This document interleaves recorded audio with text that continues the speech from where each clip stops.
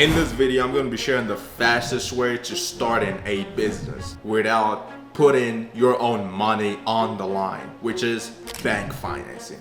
Bank financing is basically where you finance a business transaction or a business contract through a bank. Now, it does require a lot of checklists which you must put into place before heading towards the bank. But if you do have all those requirements in place, you will get approved by a bank to finance a deal, right?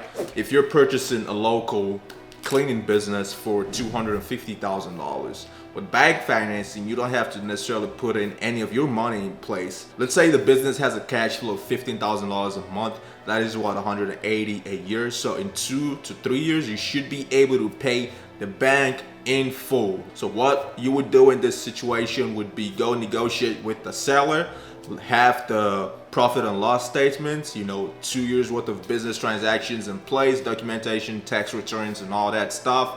Look at the profit margins. Out of that $15,000 in cash flow, what is the margins like?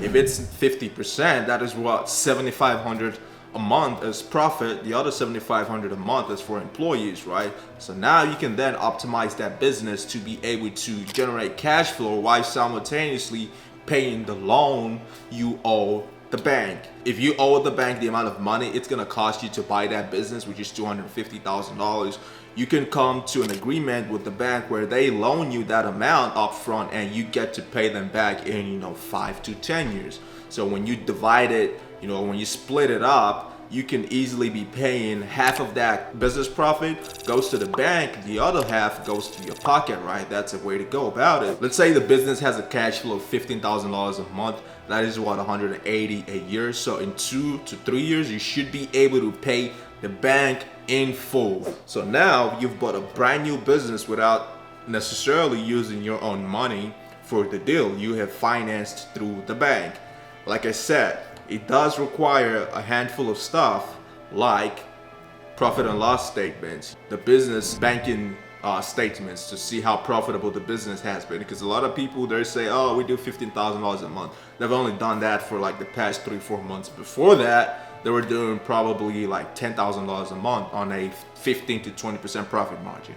Now, that is not a good business to buy. But if you're buying a business who's done or that's done over 50% profit margin for 6 to 12 months consistently, that is a good business to buy. That is a business a bank will be happy to finance because they get money from the interest you pay for financing that business. If you finance that business for 10 years, the bank has, most likely you will be able to pay off that business finance, the principal for the financing in 6 to 7 years. The remaining 3 years is just profit to the bank, right? That's typically how banking works. It is basically utilizing the bank's money, OPM, other people's money, through the bank in this situation to finance this deal.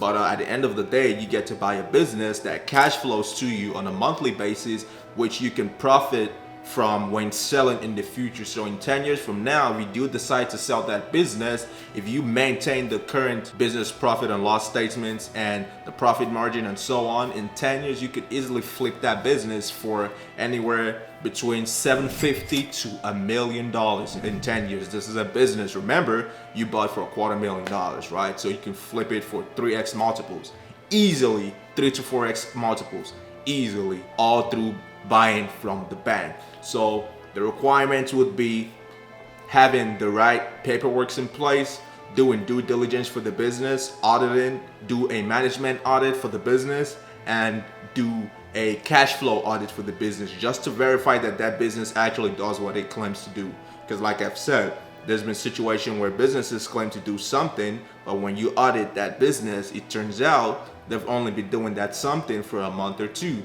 Before that, they were in the negative. So you don't want to buy a lemon of a business. You want to buy a profitable business which you can flip in 10 years and make 3 to 4x multiples on it. Another way to finance a business with OPM would be through venture capital, raising money. So you would have to go to fairs, you would have to, go to local chamber of commerce, talk to people, shake hands with other business owners, and basically sell them on your ideas. Because those people know people, and those people know perhaps a VC firm or someone in VC who can connect you and help you raise money from angel investors and other sort of investment firms to where they can finance your business idea. If it's pretty solid, they will take a decent amount of equity from the business. But the good thing, you are able to basically launch that business with zero money out of pocket, leveraging other people's money while simultaneously growing and developing that business. If it's a pretty solid plan,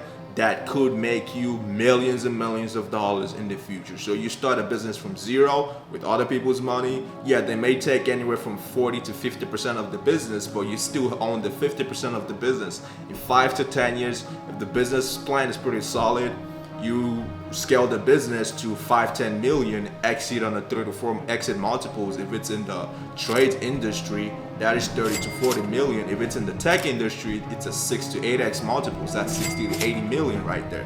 So you've started a business from zero. You leverage other people's money to start that business. Let's say it's in the tech industry at a 6x multiples. That is $60 million. 50% of the business, you make $30 million in just 5 to 10 years. Your partners or your investors make $30 million. In 10 years, you've gone from zero to $30 million in net worth just from having a solid business plan and leveraging other people's money without necessarily giving a whole lot of equity in the business, right? So before you do this, you must have a pretty solid plan. Like I've said, a lot of people try to bootstrap businesses themselves. It is good if you want to own 100% of the business and keep majority of the equity, but at the same time, if the industry you're going to be starting the business in is somewhat competitive or somewhat commodified, you may want to get in. If your idea is pretty solid, make the most amount of money you can make, within the next decade, exit and leave the business to the buyers to see if they can, still grow the business from there, or, cash out and do whatever they want to do with the business. So that is how you can go from zero to $10+ million in fucking a decade without using your own money, by leveraging either the bank's money, leveraging other people's money through investors, through venture capitals, and so on, and basically brute forcing your way from a brokey to a multi-millionaire in just under a decade. Before you do this, like I said, I must reiterate, have a solid business plan. Because if you do not have a solid business plan, no one's gonna listen to your spiel. No one will buy whatever you're trying to sell them if it does not make sense on paper. Let me know what you guys think of this video down in the comment sections below. If you guys like this unfiltered, raw type of video, give me a thumbs up. If you guys do not like it, thumbs down the video. Totally understand, and I will catch you guys later.